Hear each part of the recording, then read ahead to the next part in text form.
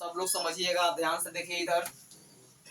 इसमें दिया गया है, देखिए ये जो दिया गया है ये गुना के नियम है। क्या है बाबू? गुना का नियम है।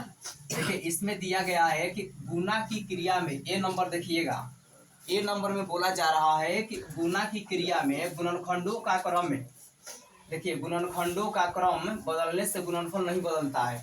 जो गुना के जो क्रिया होता है, ठीक है, गुना के क्रिया में गुणनखंडों का क्रम को अगर आप बदल दीजिएगा तो उसका गुणनफल नहीं बदलेगा। ठीक है, जैसे मान लीजिए कि ये है, देखिए 6 गुणे 5 बराबर कितना आ रहा है? 30 आ रहा है। अब मान लीजिए कि इसको इधर बदल दीजिए, 5 को इधर करके और 6 को इधर करके गुना कीजिए, तो क्या ये चेंज हो जाएगा? नहीं होगा, इसका रिजल्ट उतना ही आएगा। ठीक है, 30 से आएगा। आया समझ में? तो ये बोला जा रहा था। और बी नंबर क्वेश्चन देखिए, बी नंबर में दिया गया है कि किसी संख्या में 1 से गुना करने पर गुणनफल वही संख्या आता है। दुनिया की कोई भी संख्या हो, अगर आप कितनी भी बड़ी संख्या हो उसमें 1 से गुना कीजिएगा तो क्या आएगा? वही संख्या आएगी। 1 से गुना करने पर किसी प्रकार का चेंज नहीं होता है। बतलाए थे ना पहले जी कि 1 से गुना करा दीजिए किसी भी संख्या में, उसमें किसी प्रकार का बदलाव बिल्कुल नहीं आएगा। ठीक है, वही संख्या 10 के 10 आ जाएगा परिणाम के रूप में। ठीक है, चलिए आगे देखिएगा। सी नंबर में दिया गया है कि शून्य, शून्य मतलब कि जीरो, शून्य मतलब जीरो। ये शून्य से किसी संख्या में गुना करने पर गुणनफल 0 ही आता है। देखिए कितनी भी बड़ी संख्या क्यों न हो, उसमें 0 से गुना कीजिएगा आप तो उसका जो परिणाम आएगा क्या आएगा? केवल 0 आएगा। ठीक है, समझ रहे हैं जी आप? कि मतलब किसी भी बड़ी संख्या हो, कितनी भी बड़ी संख्या क्यों ना हो, उसमें 0 से आप गुना कराइएगा तो उसका रिजल्ट जो आएगा केवल 0 आएगा। ठीक है, ये 0 का नियम है। अगला समझिएगा, अगला डी नंबर में दिया गया है कि जिस संख्या से गुना किया जाता है, जिस संख्या से गुना किया जाता है उसे गुणक कहते हैं। जिस संख्या से गुना किया जाता है उसे क्या कहते हैं? गुणक कहते हैं। तो ये बताया जा रहा है कि जिस संख्या से गुना किया जाता है उसे गुणक कहते हैं। अगला ई नंबर देखिएगा, जैसे इसको समझा दें। जिस संख्या से गुना किया जाता है उसे गुणक कहते हैं। मतलब कहने का मतलब ये है कि मान लीजिए कि ये हो गया 1 2 3 हो गया। ठीक है, इसमें गुना करना है 4 से। एक और है जिस संख्या से गुना किया जाता है, हम किस संख्या से गुना कर रहे हैं? 4 से। 4 से गुना कर रहे हैं तो 4 यहाँ पर क्या कहलाएगा? गुणक कहलाएगा। क्या कहलाएगा बाबू? गुणक कहलाएगा। ठीक है, अब ई नंबर देखिएगा। ई नंबर में दिया गया है कि जिस संख्या में गुना किया जाता है, जिस संख्या में गुना किया जाता है उसे गुण्य कहते हैं।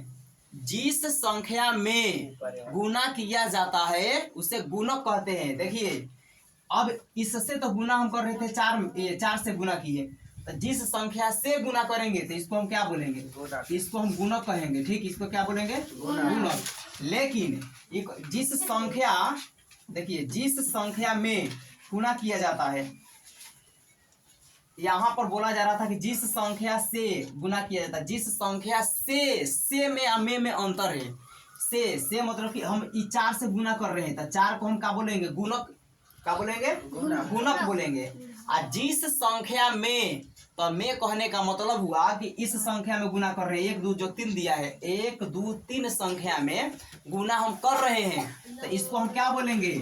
इसको हम गुण्य बोलेंगे। क्या बोलेंगे? गुण्य। इसको गुण्य बोलेंगे। ठीक है, अब ध्यान दीजिएगा यहाँ पर, देखिए ई हो गया। अब देखिए एफ नंबर समझिएगा, ध्यान दीजिए। एफ नंबर में दिया गया है कि संख्याओं के बीच गुना का जो परिणाम आता है, मान लीजिए कि आप 2 संख्या के बीच में गुना कर दिए, अब गुना करने के बाद उन दोनों से जो रिजल्ट आएगा, परिणाम आता है निकल करके, उसको हम क्या बोलेंगे? उसको गुणनफल बोला जाता है। क्या बोला जाता है? गुणनफल। यानी कि 2 संख्याओं के बीच क्रिया करने के बाद जो परिणाम आता है उसको गुणनफल बोलते हैं। ठीक है, देखिए जैसे यहाँ पर दिया गया है, यही ना बोले थे जी कि 2 संख्याओं के बीच गुना करने पर जो परिणाम आता है उसको क्या बोलेंगे? ये परिणाम आया है 8106, तो इसको क्या बोलेंगे? गुणनफल।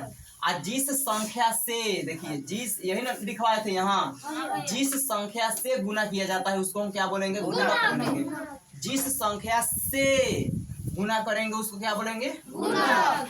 और जिस संख्या में, से में अंतर है, ध्यान दीजिएगा। जिस संख्या में, यानी कि इस संख्या में गुना कर रहे हैं। तो इस संख्या में यानी जिस संख्या में गुना करते हैं उसको क्या बोलते हैं? गुण्य कहते हैं। क्या बोलते हैं? गुण्य कहते हैं। अगला समझिएगा, यहाँ पर ये भाग के नियम है जी। भाग के नियम में दिया गया है कि जिस संख्या से भाग दिया जाता है उसे भाजक कहते हैं। जिस संख्या से भाग दिया जाता है, जैसे इसको मिटा दिया जाए, समझिएगा, यहाँ पर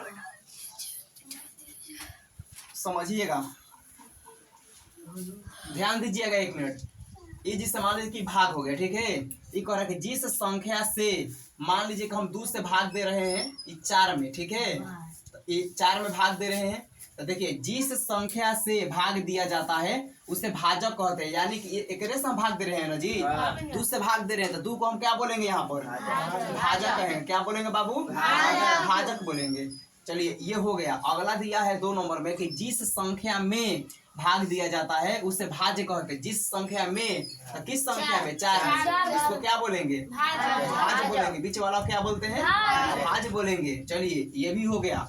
अगला दिया है 3 नंबर में कि भाज्य में जितनी बार भाजक पूरा पूरा शामिल हो उस संख्या को भागफल कहते हैं। जैसे कटाइए, 2 से 2 निकाल 4, यानी कि 2 बार शामिल है भाजक। कौ बार शामिल है? 2 बार। तो इसको हम क्या बोलेंगे? भागफल बोलेंगे। क्या बोलेंगे इसको? इसको भागफल बोलेंगे, जो यहाँ पर आता है कट करके, ठीक है, भागफल। अच्छा, उसके बाद ये तो 4 कट गया, अब बचा का नीचे जी शेष 0 बचा। जो शेष बचता है, जो नीचे बच जाता है शेष, वही क्या होता है? शेषफल कहलाता है। अब आप लोग समझ गए होंगे, किसी को कहीं पर दिक्कत आ गया समझ में? चलिए हम अगला अब देखते हैं क्वेश्चंस को, ठीक है।